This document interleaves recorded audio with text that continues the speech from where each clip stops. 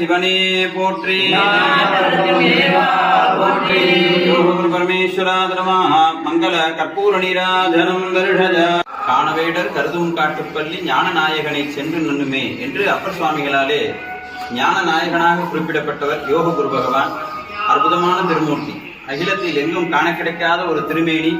கைலாய மலையிலே அம்பிகைக்கு இறைவன் உபதேசிக்கும் பொழுது அமர்ந்த கோலத்திற்கு யோக குரு என்று திருநாமம்.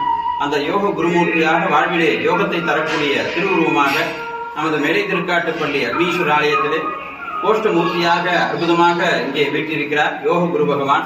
அந்த யோக குரு பகவான் உடைய திருவள்ளோடு நவகிரக பிரகஸ்பதிக்கு குரு பயிற்சி விழாவானது இந்த திருத்தலத்திலே 2 கால யாக வேள்விகள் நடைபெறுகிறது.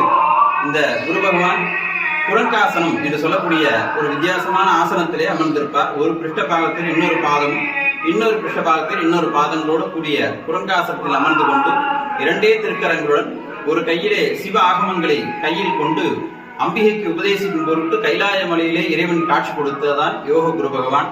பணித்த சடையுடன் நாசி நுனியில் வைத்த பார்வை என்று சொல்வார்கள். அவருடைய பார்வை மூக்கு நுனியை பார்க்கும். இதெல்லாம் யோக நிலையினுடைய முற்றிய நிலை. அந்த முற்றிய நிலையிலே இந்த இறைவன் இங்கே பரமேஸ்வரன் கைலாய மலையிலே அம்பிகைக்கு உபதேசிக்கும் பொழுது அமர்ந்த கோலத்தை இந்த திருக்காட்டுப்பள்ளியிலே யோக குரு பகவான காட்சி கொடுக்கிறார்.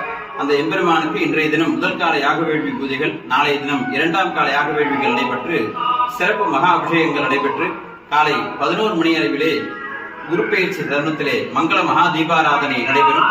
அனைத்து பக்தர்களும் கலந்து கொண்டு காட்டுப்பள்ளி ஞான நாயகனாகிய யோக குருவின் திருவருளை பெறுவோமாக.